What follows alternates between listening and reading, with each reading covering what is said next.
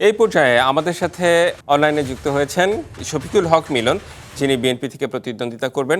শফিকুল হক মিলন, আপনাকে স্বাগত জানাচ্ছি। আপনি সম্ভবত চলমান অবস্থায় রয়েছেন, এভার এভার এভার কেয়ারে আছেন, বিএনপি চেয়ারপারসন বেগম খালেদা জিয়াকে দেখতে গিয়েছেন।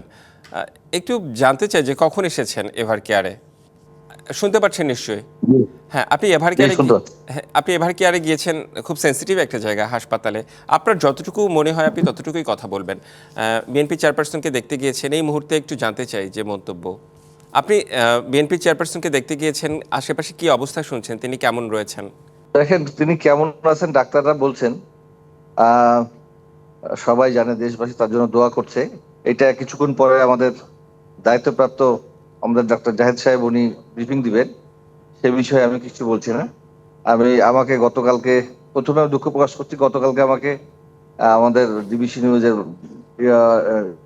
পক্ষ থেকে বলা হয়েছিল। আমি তাকে বলেছিলাম যে আমি তো এই সময়তে সম্ভবত ঢাকায় এবারকার হাসপাতালে থাকবো, তো উনি বলেছেন ঠিক আছে, আমি ওখান থেকে আমরা চেষ্টা করবো। তো প্রথমে আমি দুঃখ প্রকাশ করছি এবং ক্ষমা চেয়ে নিচ্ছি যে আহ, আপনার কাছে, যে আমি একটু অপ্রস্তুত অবস্থায় আপনাদের সঙ্গে অংশগ্রহণ করেছি। না, না, না, প্লিজ। একদমই ঠিক আছে। আপনি হসপিটালে রয়েছেন, খুবই সেনসিটিভ একটা জায়গা। খুব সংক্ষেপেই শেষ করে দিব। আপনি বিএনপি চেয়ারপারসনকে দেখতে গিয়েছেন, নিশ্চয়ই তার ভালো মন্দ এসব খোঁজ খবর নেবেন। নির্বাচন নিয়ে একটু সংক্ষেপে আপনার কাছে শুনে আমরা আপনাকে বিদায় জানাতে চাই। প্রস্তুতি কিরকম? আসলে আমি রাজশাহী 3 অর্থাৎ জাতীয় সংসদের 54 নাম্বার যে পাবা মোহনপুর, সেইখানে এই আসনটি 2008 সালে প্রথম আহ, আহ, আপনার মহানগরীর সঙ্গে থেকে আলাদা হয়ে যায় এবং সাথে মোহনপুর উপজেলা সংযোগ হয়। এইটি হচ্ছে শহরের সাথেই, একেবারে শহর সংলগ্ন একটি এই এলাকা। এটা পবাটা হচ্ছে, পবার টোটাল পেটের মধ্যে হচ্ছে আপনার মহানগরটা, আর পবার সঙ্গে 7টি হচ্ছে আপনার উপজেলা টাচে আছে। তো এই জন্য এটা অত্যন্ত গুরুত্বপূর্ণ একটা আসন ভৌগোলিক দিক থেকে। পাশাপাশি এইখানে আপনার যেমন নগরায়ন হচ্ছে, সাথে সাথে এইখানে যে ফসল, বিশেষ করে যারা চাষবাস করে, আমাদের দেশের অনেক আর কি এখান থেকে পূরণ হয়।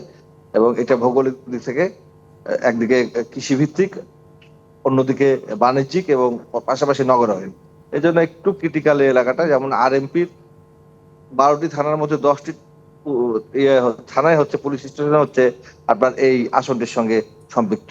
এই জন্য এইটাকে এক ধরনের মিশ্র অবস্থান, গ্রাম এবং শহরের। তো এই এলাকাতে বিশেষ করে বিগত দিনে ডেভেলপমেন্ট খুব কম হয়েছে।